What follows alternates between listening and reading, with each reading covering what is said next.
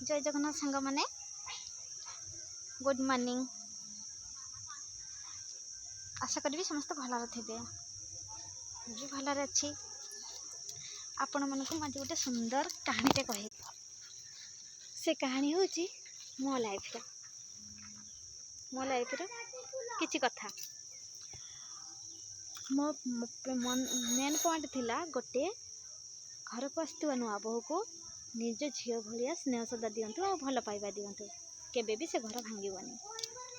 कहबार कारण या थिला जे गोटे नारी ही सबकिछि, गोटे नारी ही घर को सजाड़े, गोटे नारी ही घर को उजाड़े।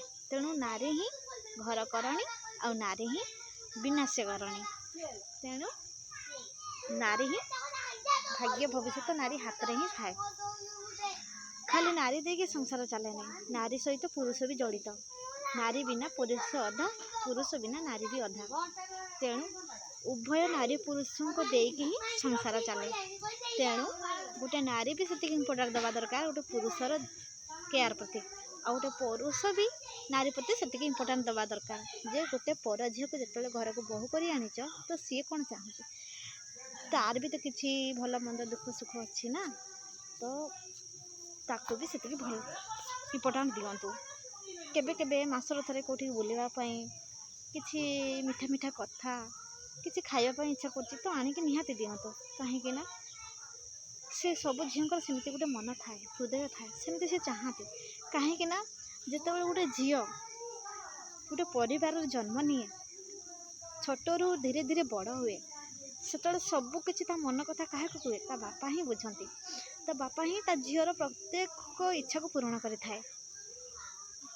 ए ठू जेड जिते जहाँ खावाई नाइवाई पिंधापी इच्छा कला सब ही बाप पूरण भरे। गोटे बाप जो झील दान कै सी गोटे भल पुओ देखिए दान कै। कहीं सी या चाहे जे मो परे मो झीर मन कथा कहीं जब बुझीपार गोटे भल पुओटी ही खोजिकी दे हाथ में हाथ छंदी दे थाए। सी पुओ ता मन कथा बुझीपार मो झीर अली अझट को पूरण कर।